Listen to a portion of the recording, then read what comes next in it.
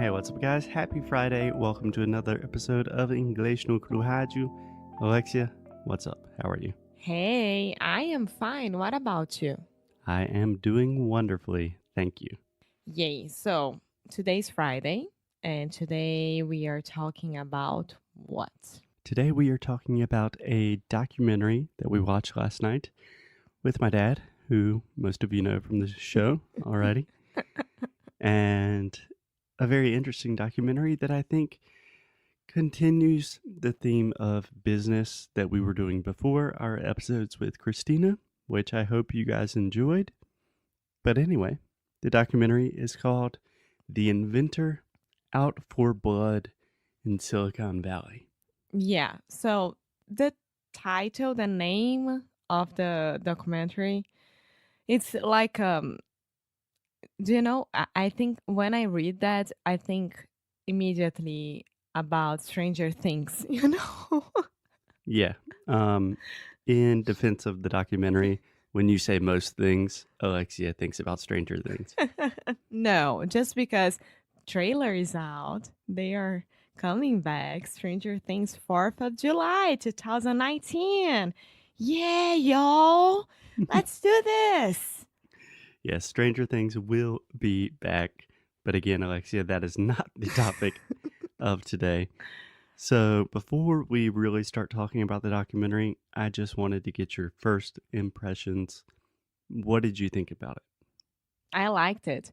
Well, I already knew the story because I remember you telling me about the person itself before.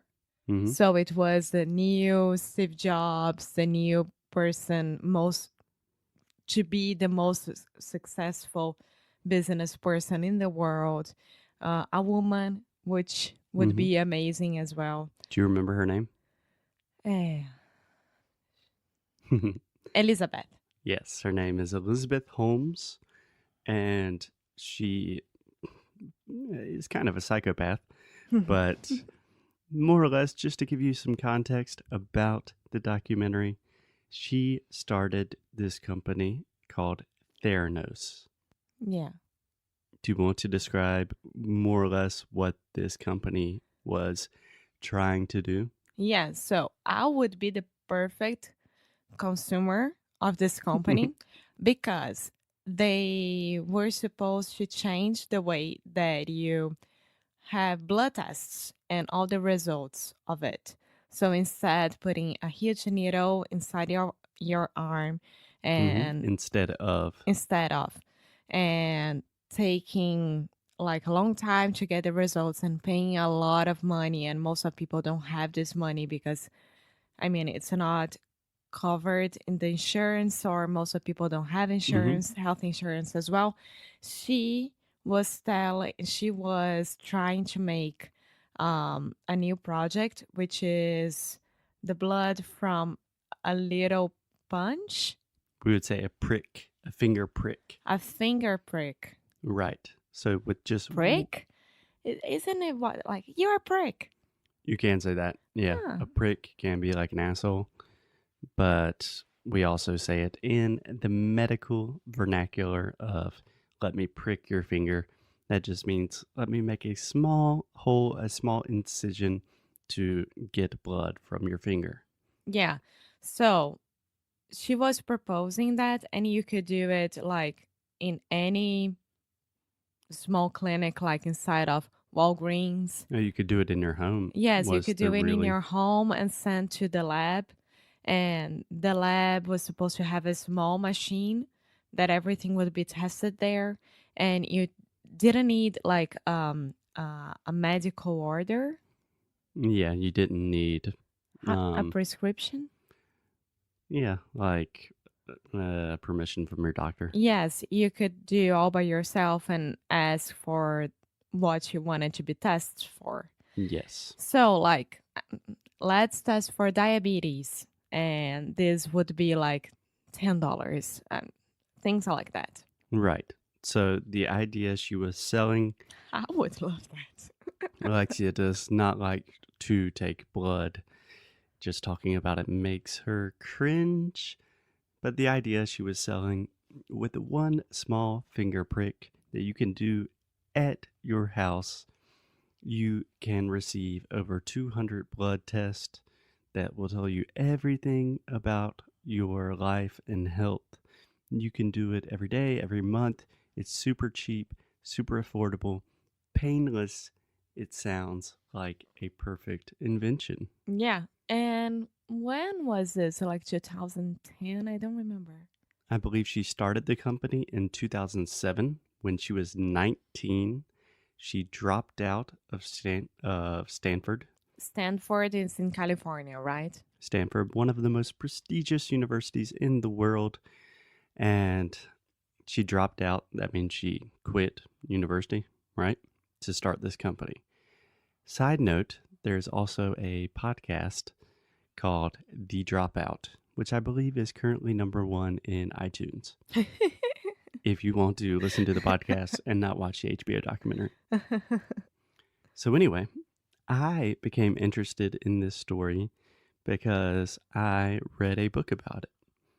And when I say I read a book about it, obviously Listen. that means I listened to an audiobook about it. The audiobook is by a journalist from the Washington Post. I believe his name is John Carreyrou. Carrer. It looks like Carreira, but it's Carreyrou. Yeah, I'm not exactly sure how you pronounce the name. Carreyrou. Why? Why? Yeah, so his book is called Bad Blood. I don't remember the subtitle, but his book is fascinating. Definitely worth reading if you're interested in this kind of thing.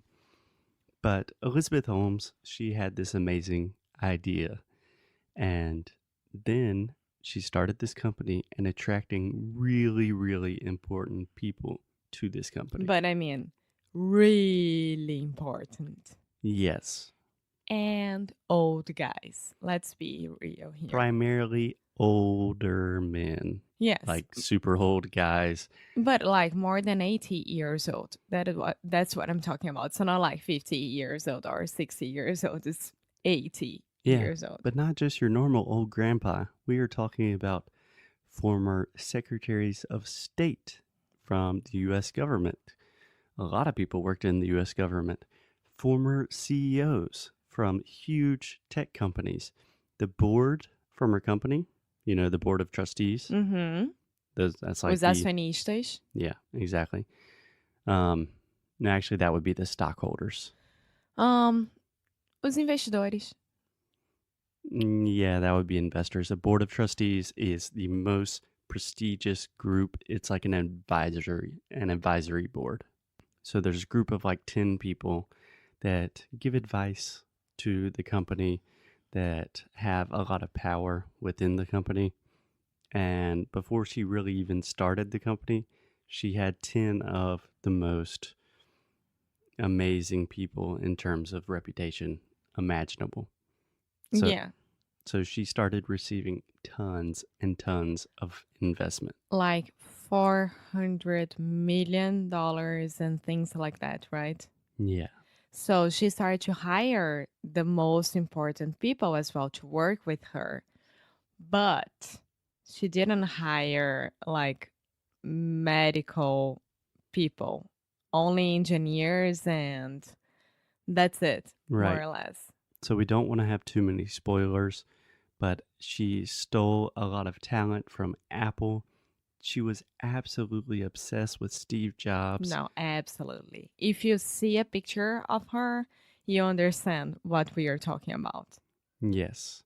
And at the height of her company, that means when the company was doing its best in terms of money, financially, she had raised, I think, $500 million, and the company it had a valuation of $9 billion with a B dollars, and she owned half of it, which meant she was worth $4.5 billion. Yes. The richest woman in the world. Yeah. At age like 23. Not for such a long time. Yeah, so no spoilers. We will not tell the details, But now Theranos is worth much less than $0. And she, I value more nowadays. Alexia's very small bank account has more money in it. And she is worth $0. And she I is have waiting. more value than someone else.